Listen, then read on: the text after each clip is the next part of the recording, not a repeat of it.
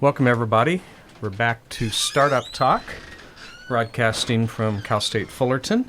The university has 24 hours a day, DJs and recorded music.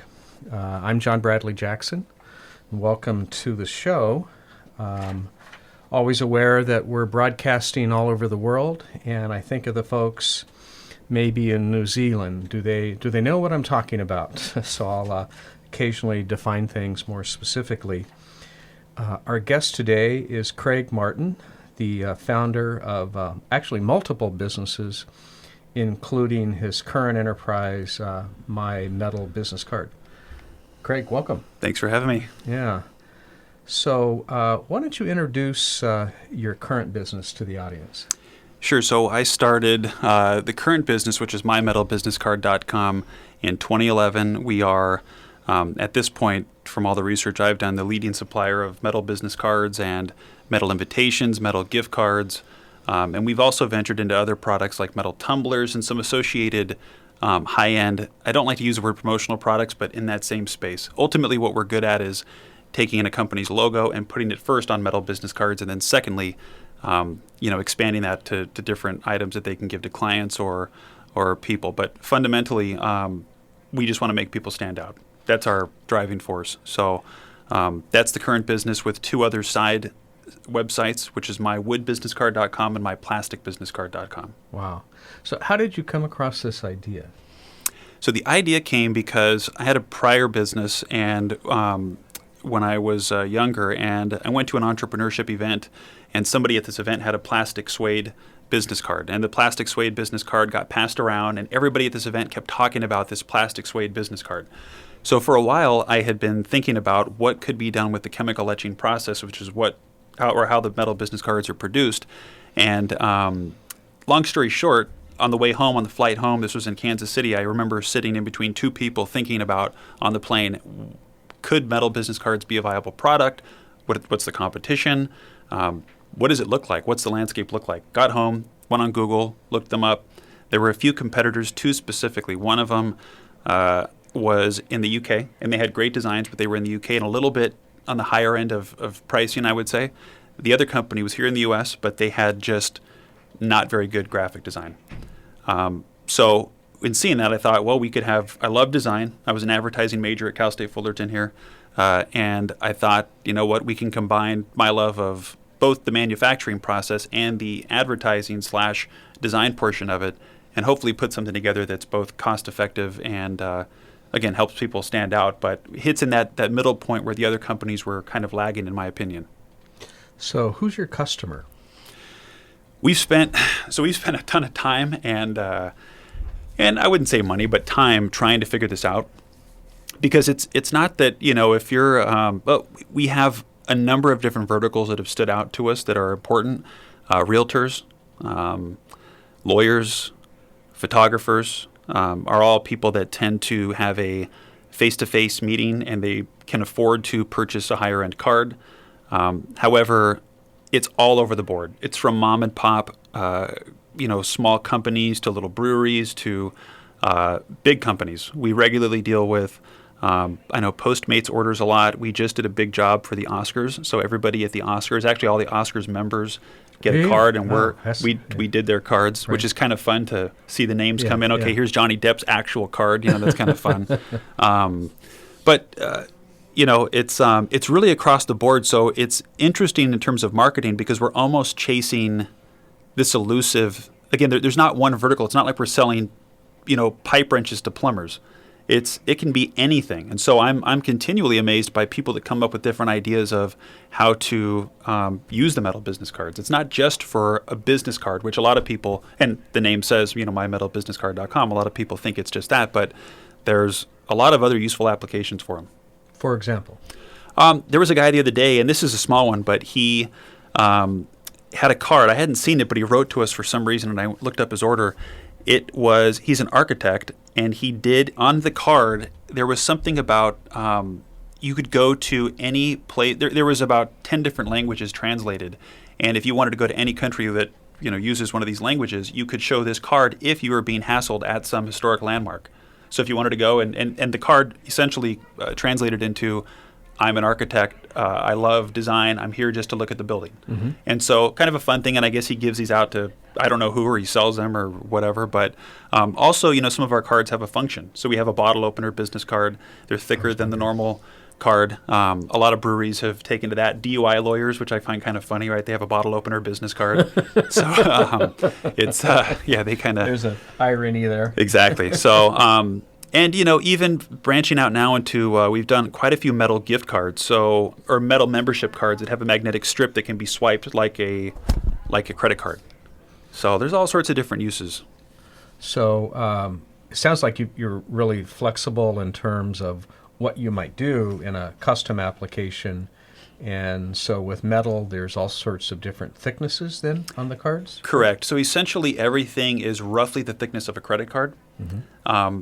It's funny in business because everything that we do, and this includes the thickness of the card, has been thought through, right? Like we landed on 0.5 millimeters thick because it's a thickness that we figured feels the best. It's not too heavy, but it's thick enough that it's rigid.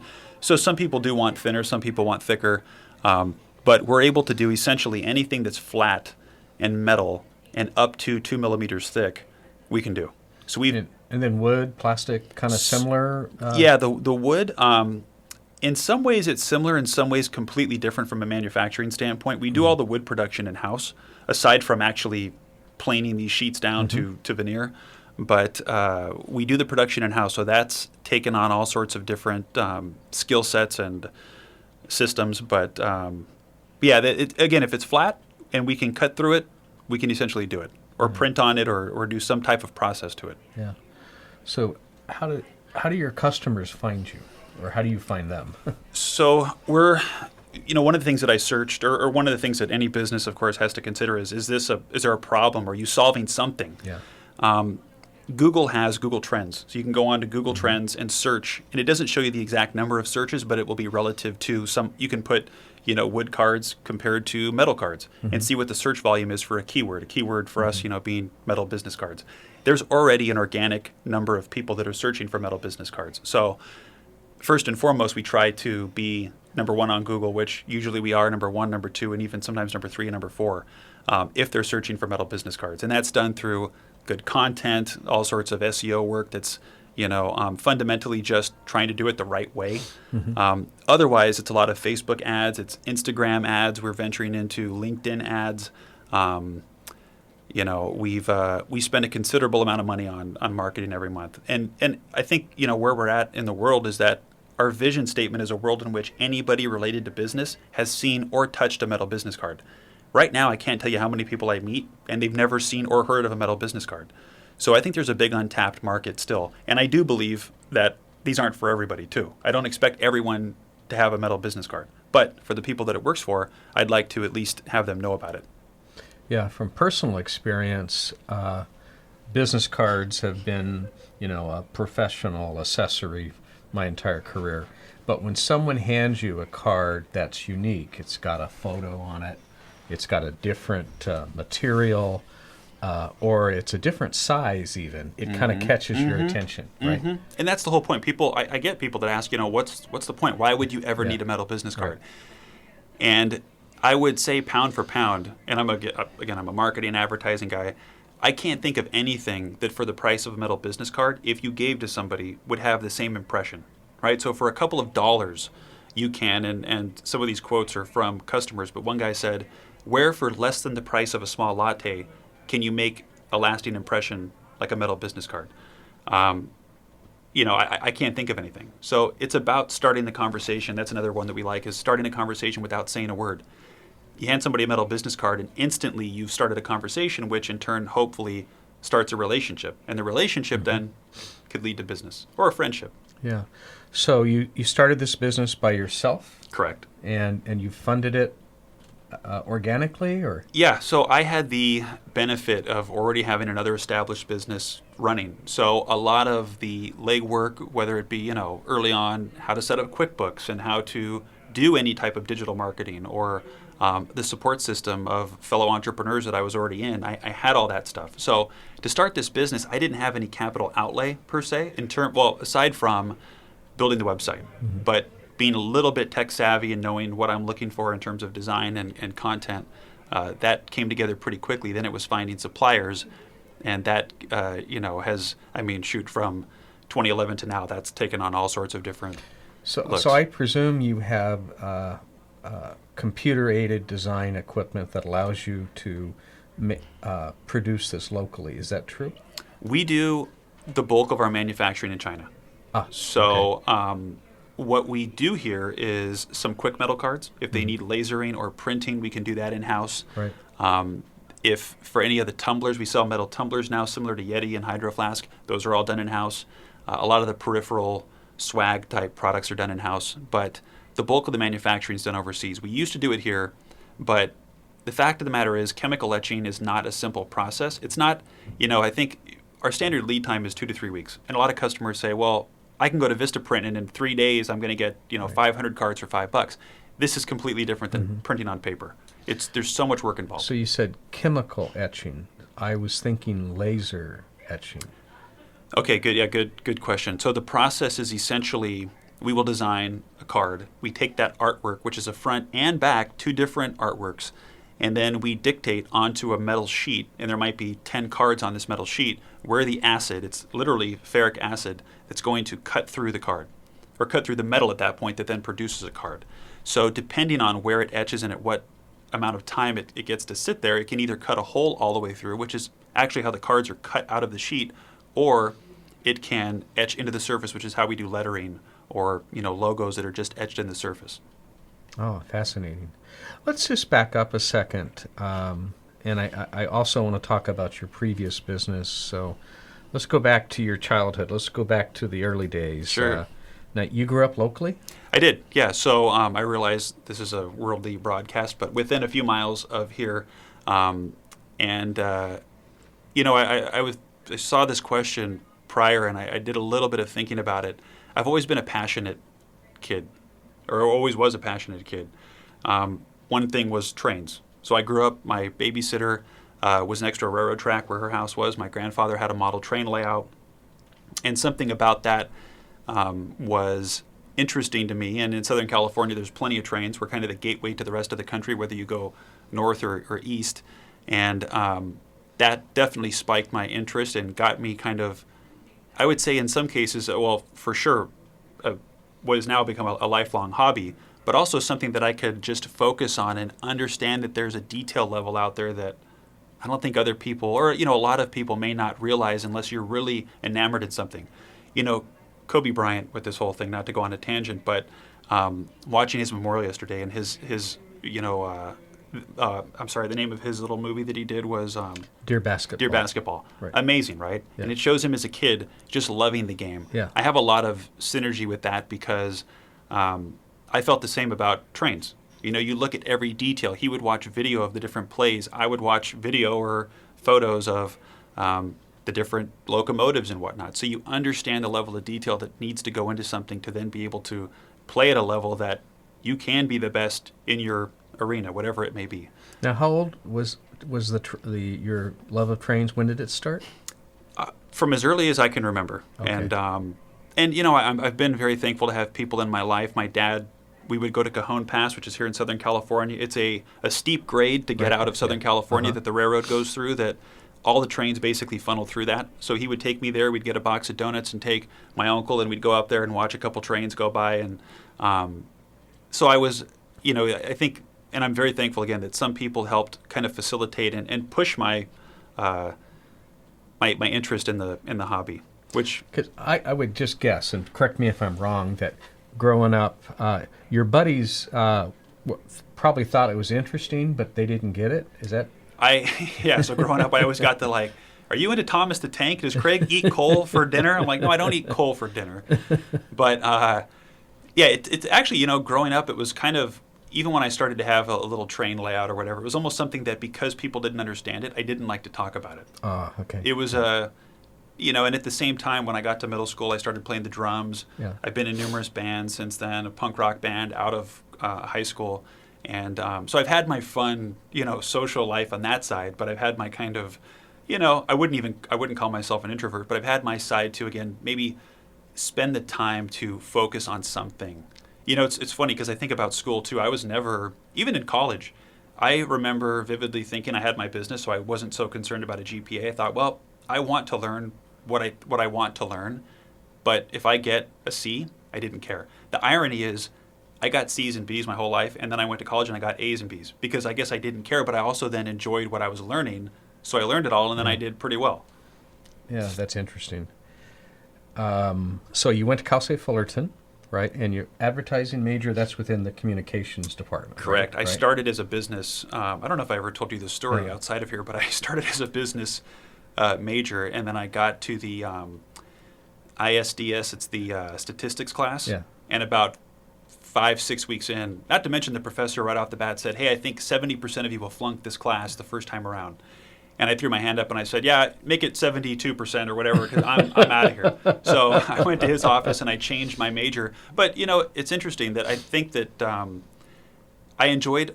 I ended up getting my minor in business, so I took all the fundamental classes. Okay, yeah. But my major was advertising, and I think that again, I really did. I excelled at it because I really enjoyed it.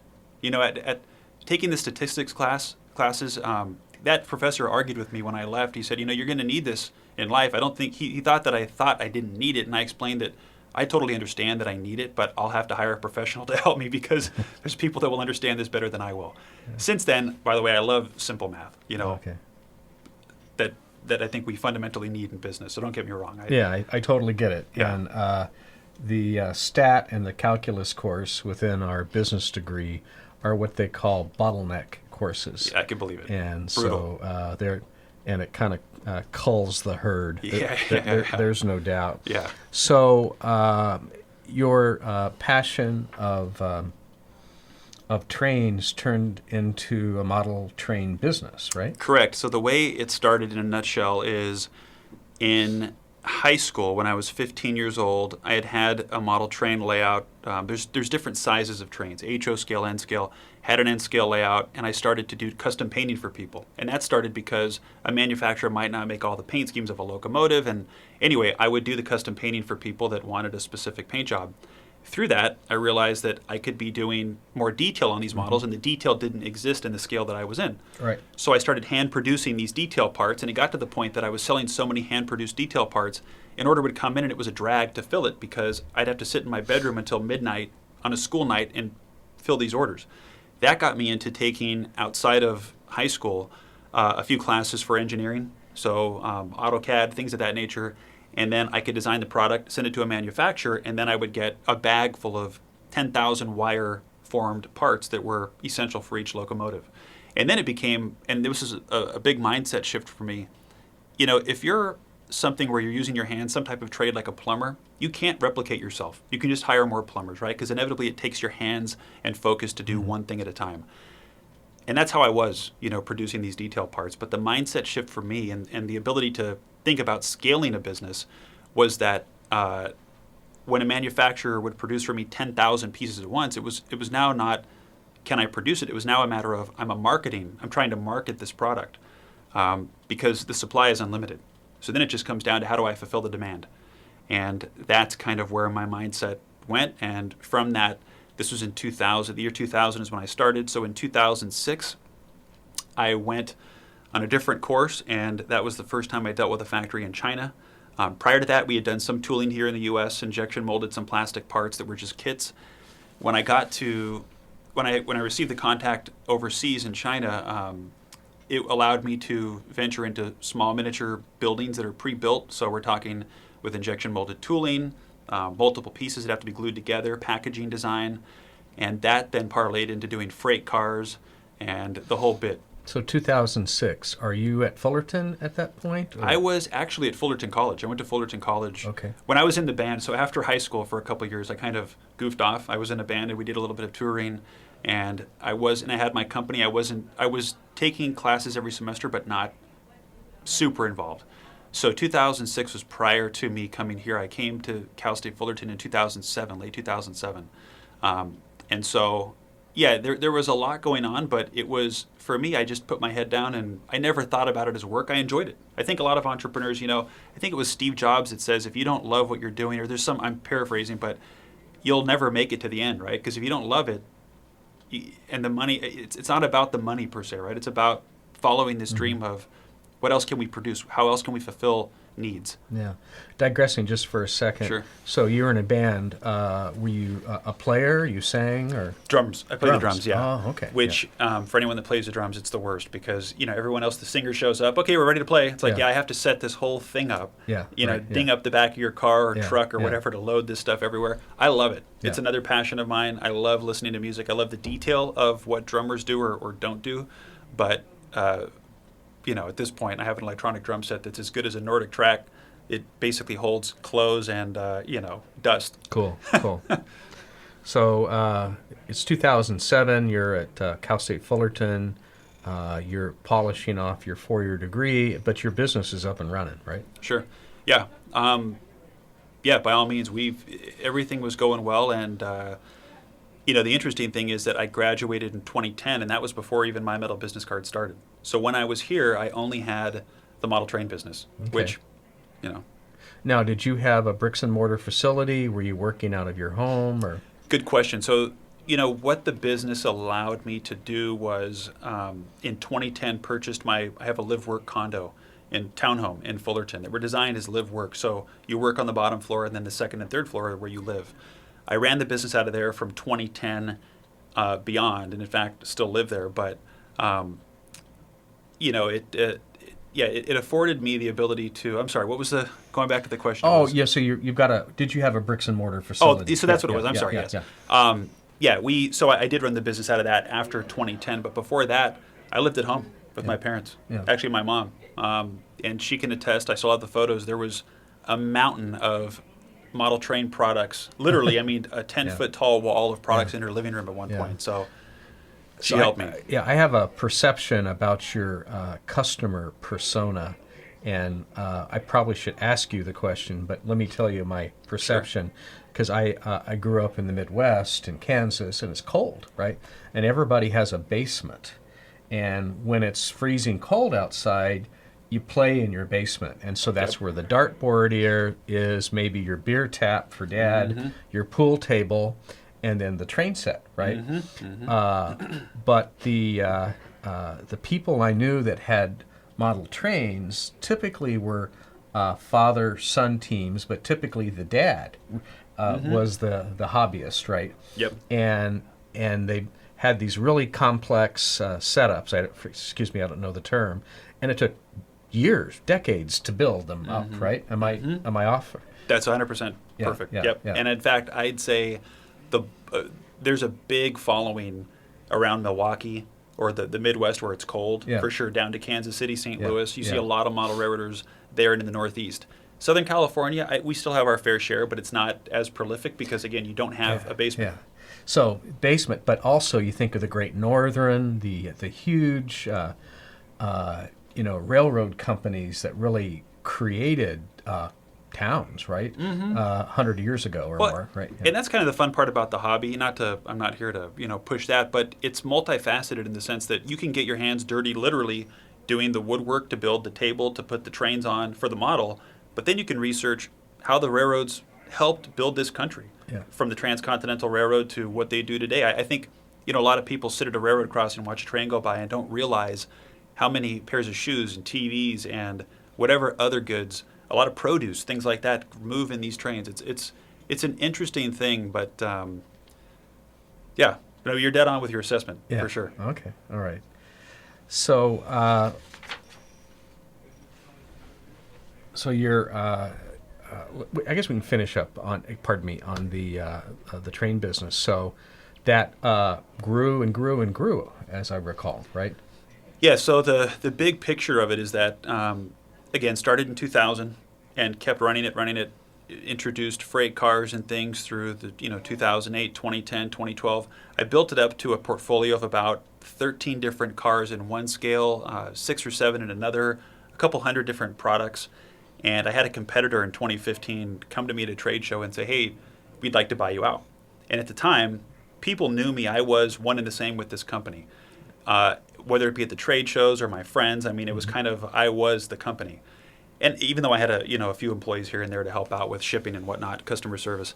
But long story short, my wife, my girlfriend at the time, also a Cal State Fullerton grad, said she started to cry. She's like, you can't sell this company, and this and that and whatever. But it worked out in the sense that for a company that on paper, was difficult to run. I think there are many, many, many other easier businesses that I would get involved with nowadays. Let's put it this way. I probably would never go back into model trains. But yes, I had, again, a competitor come to me, say they want to buy it out. And of course, the first thing you do is, you start to negotiate numbers. Yeah. And it, for a company that never broke over 7 figures, it was a 7-figure deal. Yeah. Sweet. So it's like, it was a great, thing for me. So terrific. And it's, as you describe yourself and the business, if I was a business broker, I would say, dang, this one's going to be tough to sell. Because you need to find someone who's just like you, who's passionate about trains, who had the skill set, and could also market it and all that. And there aren't many of those people on the planet, right? No, the interesting thing about it, and I don't remember who told me this, but an entrepreneur that a friend of mine once said, the key in life is I asked somebody, again, I wish I could remember who it was, who has been very successful. What has it been in life that's allowed you to take some of these directions, or how did you know to move there at this point? And this guy said, I remember who it was now, but it's not worth explaining the whole story. But he basically said that there are certain points in your life that are these kind of junctions, right? Or a fork in the road. And depending on what route you go, it can be awesome or it could not be awesome. And a lot of it comes with risk. But on the other side of it could be something potentially great. So this company, it was a one-time deal where they had a situation where they basically were going to pay a lot in taxes because they'd had a lot of backorder product finally ship. So their invoices came in and they got paid by their customers, and they're one of the leaders in the hobby. And they came to me and said, hey, look, reading between the lines, they needed to they're either going to pay this money in taxes or buy somebody else's business. So I kind of floated to the top, thankfully. And with that, it ended up being a 4-year consulting contract. And I'll tell you, at the end of it, it really boils down to, like you said, it was luck that they just happened to be there. It was the right place, the right time. Had I said no, or had I pushed back and tried to argue for more money, which I think I got a very fair valuation on the company, who knows where I'd be. So, for that, I'm forever grateful for those guys. And since then, they have the product line. They've changed it over to their brand name, so the brand doesn't even exist anymore, which I thought was a little bit, from an advertising point, it would be almost like Ford buying Ferrari and not keeping the Ferrari name on some products, or at least the products that continue to be Ferrari. It's a little bit like, okay, you could, but that's not my decision. So, got it. So that 4-year period is now over? Correct. It just ended in December. Okay. Yeah. And during that period, and I know terms of the deal are confidential, but I would just guess they didn't want you going in the train business. Correct. I had a no-compete agreement for 4 years. Right. And I had to attend, and this is the thing too, when we talk about, selling businesses, I know you're very well versed on this stuff, it's all negotiable. It's just people dealing with other people. So effectively, if they think that it's worth the value they're willing to pay for it, or like everybody says, right, something's only worth what someone's willing to pay for it. If you find the person willing to pay for it, well, there you go. So, there was a lot of confidential stuff, but I can say that they had me on a contract that was very simple for me. It made sense for both parties. I will say that trying to move the direction of that ship was much more difficult than I thought. So, you take it for what it's worth. And, yeah. So how does it feel, I guess, emotionally to have built this, and it's kind of your baby, using maybe the wrong word, and then you hand it off to someone else? Did it feel weird? Were you comfortable with it? It was time? That's a great question. So the time frame of the sale of the business was the end of 2015, and I had started My Metal Business Card in 2011. My Metal Business Card grew quickly enough that running 2 businesses it was very apparent to me that it wasn't going to work. I couldn't keep extending myself to run 2 businesses. I don't think that focusing on 2 things that big in your life it just wouldn't end well. So I'd actually told my wife just prior to them contacting me saying we'd like to buy you out that, hey, come 2016, I'm going to have to change something. I cannot continue to run both businesses. Right. So, it all worked out. Cool. So you say goodbye to that. You consult maybe over that period of time, and then your head and your heart are in the new business. I take it, right? Is that Yeah, fair? yep, Right. for sure. The business takes off. So what's the culture like at your firm today? How would you describe it? Good question. Boy, we've had a crash course in all of this. I think that there's culture is fun, light, and determined by our core values. Our core values to be efficient, to be mindful. Mindful is something that I bring to the table that it's kind of all-encompassing. It's a big word, right? That could mean anything from meditation in one end of it to just being mindful of that someone's having a bad day. Yeah. I think that in business, for me personally, and that we all go through struggles in life. Someone could have a death in the family, something. We spend roughly 8 hours a day with each other, more than we likely spend with our family or friends. So I want to create an environment where if someone needs to talk to me, they can talk to me. And JJ knows this, and I'll preach to your leadership on this, offering people to come over to your house for Thanksgiving, the students. I think you've said that before in different classes, and I think it's when I heard that from you, I thought, what a gracious gift to have just a place to go. I think that beyond any of the money anybody makes in business, whatever, if you can turn someone's, that you could change someone's life by having a place to go. If they're a foreign exchange student or they don't have a family, I think it's important, as a leader to be mindful of that stuff. So I thank you for doing a good job of, being the shining example of that. And I try to do the same. Just if someone needs to talk, they have someone to talk to. Yeah. And I agree that your values, personal as well as the company, that's really the foundation, and that supports strategy, that supports the culture, right? Correct. And if people, I fundamentally look at it as, and it's not, I look at it as if people are not feeling well, whether it be emotionally, mental health or physical health, they're not going to do good work. So I'm not trying to take care of that because I want them to be healthy so we can make more money per se, but I'm trying to take care of it because I fundamentally want them to be happy and healthy. So going back to the culture, we try to celebrate birthdays, we celebrate holidays, we dress up for Halloween, we'll do potlucks. We regularly, on a monthly basis, if we hit specified goals, we will take the entire team out, whether it's to dinner or bowling, or we went to K1, which is a go-kart track locally. We try to have fun because, again, if you're there 8 hours a day and you're not having fun, I don't see what the purpose is. Yeah. Now, the business today, you're the owner, right? Correct. No outside investors at this time? Not at this time. Yeah. We've been on a real upward swing. So every year, roughly about 25-30% growth year over year. And it's slow and steady, but I can tell you that the amount that we've learned and the amount that we do differently now versus what we did back in 2011 is tremendous. So I do maintain 100% ownership. However, I'm very thankful that I have a team that acts like owners, and they do some work that has put us where we are now. And going back to what I first said, that we are the leader in the space, it's not because of me individually. It's because of the entire team. Yeah. So you've answered this in part, but owning this business and growing it, what might you describe as the most enjoyable aspect of that? Good question. I think for me, fundamentally for me, I think being able to achieve some of the goals that I've set out to do, buy a home, and that was with the model train business.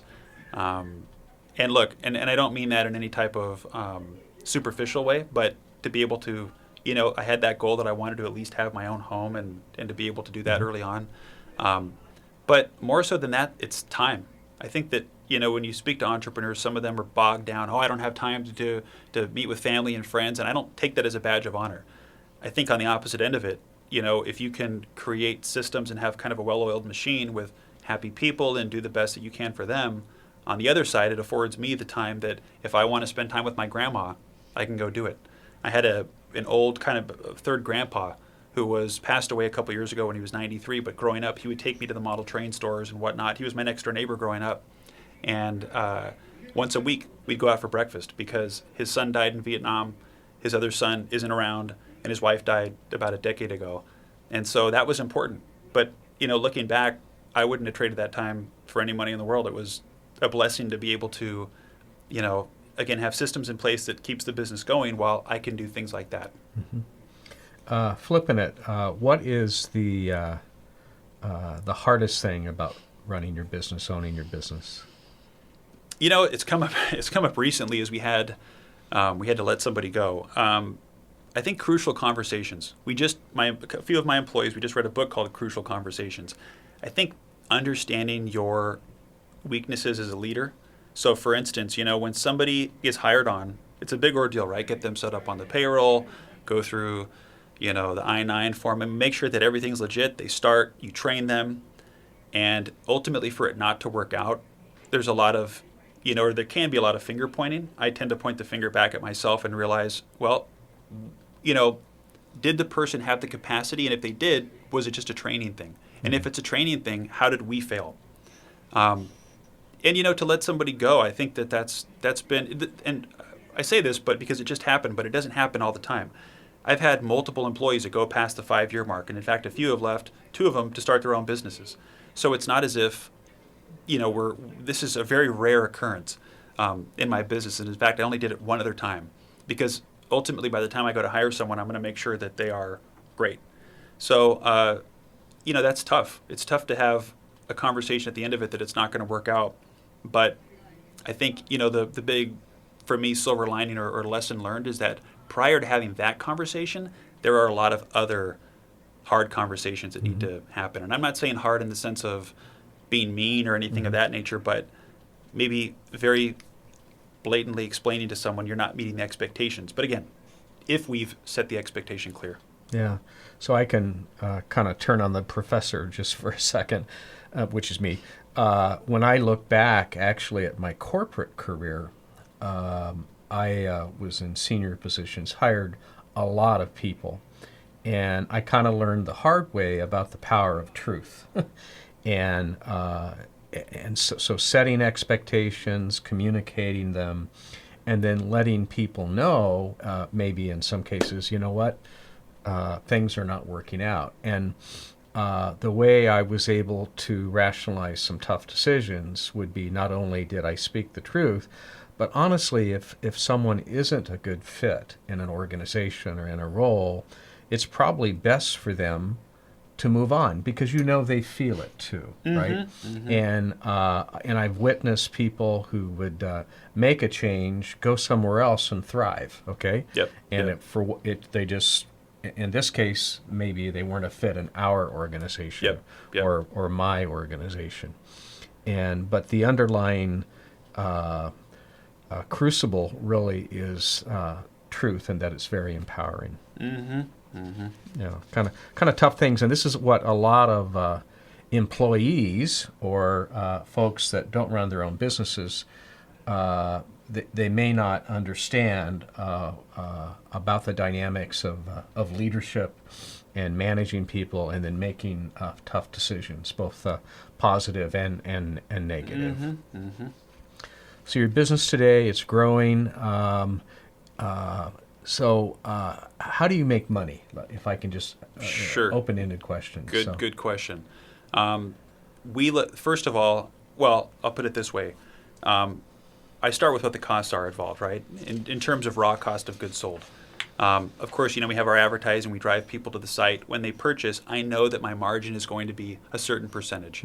Knowing that up front makes my life much easier because we don't charge somebody that can afford more to pay more. We don't, everybody pays whatever the price of the product is. And I go about it in the sense of, I look at what it costs us, what we need to charge for it to make any amount of money that we can run the business. But also, if the market can bear a little bit more, then we'll adjust as necessary. On a day-to-day basis, I can look at the big picture numbers, revenue, and say, okay, I know what my gross margin is based on our average margin. And therefore, so long as, we maintain a certain amount to pay for all of our, monthly costs, payroll and whatnot, then we'll be fine. So I don't know if that answers the question, but I think it does, yeah. And but you're not a commodity, so it's not like you're in a battle over pricing and delivery. for your product. Rather, you're offering a unique item to someone and providing as much value as you can. Exactly. And, it's interesting. When I had the model train business and I was the business and I went to the trade shows and people knew me and the business is synonymous, when I started My Metal business card, I didn't want to be associated with it. I thought that, this business can scale far beyond me. I don't want to be involved. I don't need to be the face of it. Interestingly, we've taken kind of a shift through a marketing person that I hired who's been phenomenal. And he said that, you do want to have some type of personal touch with this business. It's not just, some machine that turns out products, right? And it's actually been more important now than ever to go back to that personal touch, to be able to tie it all together and create value for people. And that's fundamentally what it's all about, that they, we provide a service that they're willing to spend the money for. So, we aren't Vistaprint in the sense of, cheap. And then I don't mean cheap in a negative way per se, but let's say low-cost business cards. We are not on the commodity side of it, hopefully. Years ago, as a consultant, I was hired by a company, and they were in a commodity business. And interesting enough, they were in the rubber band business. Interesting. And so they sold lots of rubber bands, big rubber bands, little rubber bands. And so the challenge to me was, how could I help them sell more rubber bands? And good luck. That was one of the hardest ones I've ever had. Yeah, I can believe it. Yeah, commodity. Like I said, it's funny. There's some businesses where you look at and you think, that's just tough. It's just hard. Yeah. Cool. So, is there something special about you? If you were to describe your superpower, what might that be? I think that's what's helped me are two things. I love to learn. I never want to stop learning. I never do stop learning. And I'm passionate. So ultimately, the learning fulfills some passion and kind of, I guess, vice versa. But I won't go after something if I don't believe in it. And I only believe in it, if I'm passionate in it, I've done enough research on it to learn about it, to know that I love it, and then I'll go full bore into it. So, passion and thirst for learning. Thirst for learning, by the way, is our number one core value for the business. I don't want to hire anybody that isn't curious or doesn't want to learn. I want growth. I want personal growth. I want, obviously, business growth, and I think it only comes from personal growth within all the employees. So, fundamentally, those two things are, and you know what, and some other stuff's popped up, like being nice to people, being genuine, or trying to, right? I mean, you can't please everybody, but we do our best. It even pains me now with the thousands of orders we have going through the system now that some of them do have unique scenarios where the customer might get upset because we either drop the ball on the timeline or something happens, and it's painful to see. But we try to do our best to. This is where the mindful part comes back in. Be mindful about it. I'll sometimes call the client if it's bad enough to say, "Hey, I wanted to personally reach out. This isn't how I'd like to come across." So, we were just talking about the kind of love and enthusiasm for the business, but in one sense, I think you have to have that, but you also have to know to keep your heart out of it. You can't be so emotionally involved that, going back even to the model train business, that you can't then let it go when it starts to be an energy vampire. So I think I'm pretty good too about trying to say no to things that won't be a good use of my time. Yeah, I think that's a great virtue, a skill, and I know in some environments it's hard to say no. Sure. Yeah. Certainly, as a professor, it's hard to say no to a student. Of course, I want to help them. And, hey, that's my job, right? But your time is valuable, and you need to maximize it and to spend it on the best activities. 100%. Yeah. Yep. Yeah. So, if we were to get together a year from now, what would you tell me? What's going to be the same or different? Well, I told you, before we started this, we just had a daughter, my wife and I, 3 weeks ago. So that, I think, it's already thrown my life for a little bit of a loop. But I think, business-wise, not to go too deep into it, but we, 2.5, 3 years ago now, started down this course to develop our own internal software. It all came from the necessity that we couldn't continue to scale based on the way we were doing things. We were manually opening an email to send a proof, of what your card would look like to each client, waiting for the client to respond to that email, and then somebody internally would forward it to the artwork team, and it was just this big game of telephone. We needed a system to automate the production. So here we are 2 years later. We have our own software. We call it Titanium, that we're literally working on every single day with our developer, who happens to be one of my really good friends who works for a company that does software development. So if I didn't have this buddy of mine, and if I hadn't had this conversation at dinner 3 years ago about, hey, how's your business doing? Well, it's great, but the wheels are going to fall off if we continue to scale like this, because it just won't scale based on how we're doing things again. And again, this goes back to my note about the fork in the road, knowing the right person at the right time. He just so happened to be there, and he said, well, we could fix that. We could do that. So the continual improvement in that software has fundamentally changed the business. As a very simple, example too, in the warehouse, it used to be we'd have to type, the addresses of where the boxes were going. Now, when an order, it goes through on a touch screen through a quality assurance process, a QR code is spit out onto a sticker. The sticker gets put on the product. The invoice automatically gets pulled through the system, so a payment's applied to the sales order. It becomes an invoice, and then the person in the shipping station scans the invoice with a barcode on it, scans the product, scans what size box it's going to go into, a FedEx label spits out, and the whole thing's ready to go. So we went from being able to process, 100 packages a day to we could sell thousands a day. Wow. And with the system, never have to key in anything. It's all pulled. And on the opposite end, for the customer experience, they're getting automated emails. Hi, your order's shipped. Or any type of follow-up through production. Hi, your order's now in screen printing. Your order's now doing this. So that is a leg up on our competition that I know that if anybody was to try to chase us, this is the moat, and essentially, that we've created around ourselves. Vistaprint has a very similar system, but it would be very difficult for a competitor to catch up and to scale to what we have without having some type of system like this. So in a year from now, to answer the fundamental, we will have a brand new website.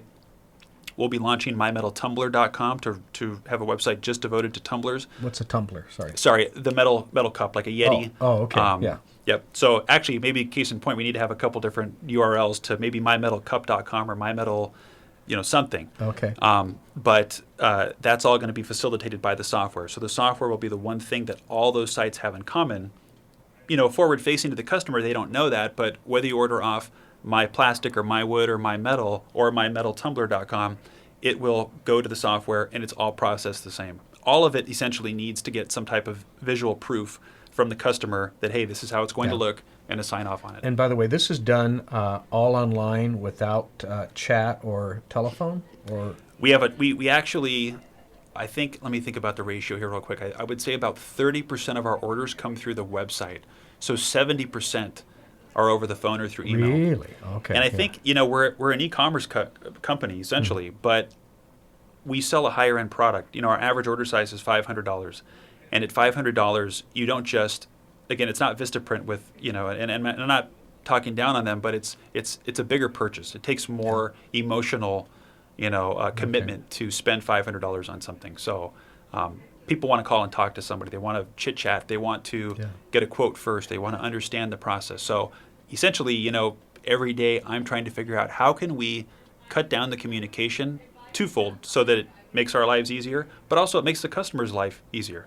They have the information at their fingertips. They don't need to maybe reach out for a quote. They can make their own quote, or they want to design their own card. They can design their own card on the website. So those are all things that, again, we are, with going back to the thirst for learning, trying to do every single day. That's a very interesting balance. So you want to be as efficient as possible in your online process, yet you want to provide as much value as possible.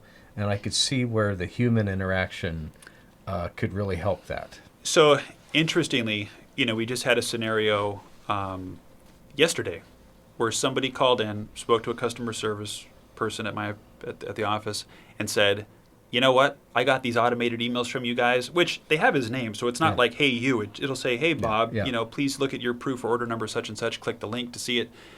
He said he didn't like it. He said that it's impersonal and this and that. And, I can't disagree with him. However, for the greater good, and kind of like we talked about, with you, looking at the students here, or, if we were to have this hand-holding, process, we'd have to charge twice what we do for the cards. Yeah, I get it. We can't make everybody happy. That's another, by the way, strength is understanding kind of where the market's at by doing the research, and then knowing that you can't be all things to all people. And every time we ventured out to do something different that we don't do, like let's say a metal sign. Can you do a metal sign? Sure, we can do a metal sign. We do it, and it's oversized, so it comes and it's broken, it's banged up. It ends up being a mess. So I know fundamentally at our core, we do metal business cards, right? And of course now tumblers and all the other stuff. So I'm going to eat my own words, but we know what we do, and the only other things we will do are stuff we can also do well that we know. Right.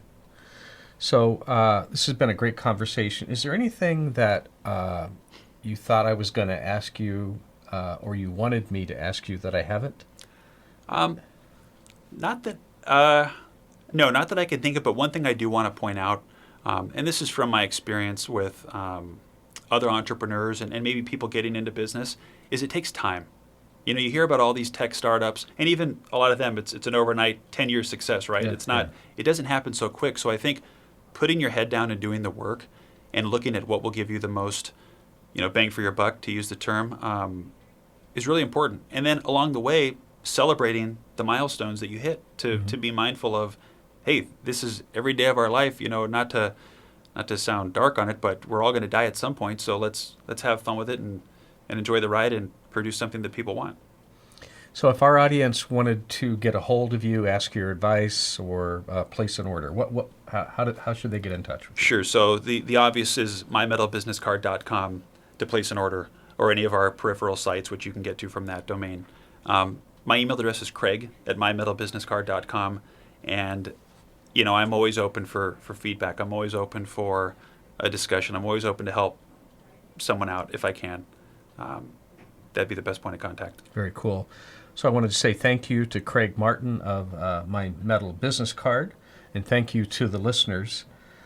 Please follow us on fullerton.edu at the Center for Entrepreneurship, or you can follow me, John Bradley Jackson, at johnbradleyjackson.com. I'm also on Facebook, Instagram, and LinkedIn, and we will catch you on the rebound.